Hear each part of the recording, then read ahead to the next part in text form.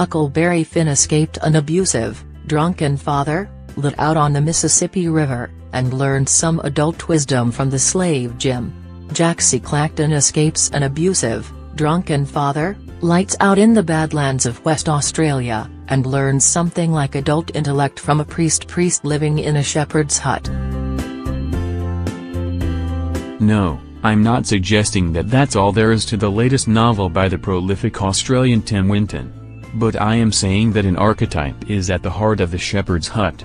It's the archetype of an older man handing on experience to a raw kid.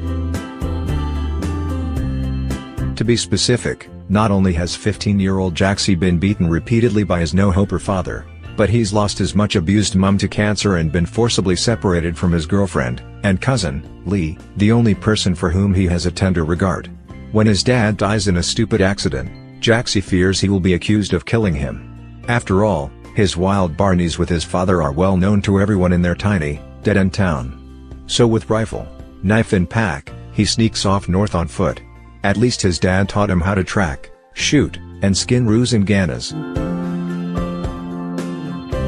#MeToons, we've failed survivors for too long. Stuff.co.nz. Act of grace that shaped author Tim Winton's life, Stuff.co.nz.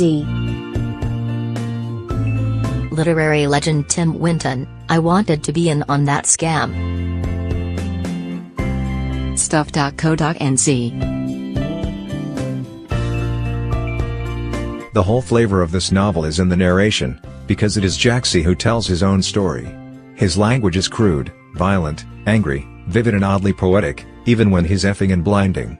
The kid has a sharp, instinctive intelligence and a few tons of skepticism about the things adults say, because his experience of adults has mainly been appalling. He has the tracking ability of a good bushman and the skills of a survivor. But he's also a kid and sometimes thinks he knows more than he does. The best of this is the way it dramatizes the Australian outback landscape, those vast, arid wastes and salt lakes and tiny stands of trees under the burning sun and empty shacks with rusted corrugated iron roofs and abandoned mine workings surrounded by barbed wire and broken bottles. It often brings to mind something like the iconic paintings of Oz's greatest artist Cindy Nolan. There is a downside to it, however. Much that the priest says is the reasonable mentoring an older man can give a kid. But some of this wisdom comes into the category of vague mystic fuzz and is maybe not all that wise. You will have to make up your own mind about the heavy symbolic hues made of the sun and the moon and the standing rocks and the shimmering salt lake. The novel's violent ending, I give no spoilers here, is a bit pat and depends in part on young Jaxie having improbably acute perception.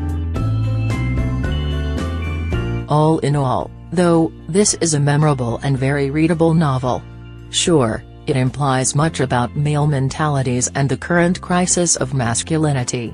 But I suspect most readers will enjoy it for what it most essentially is, a well-written adventure story.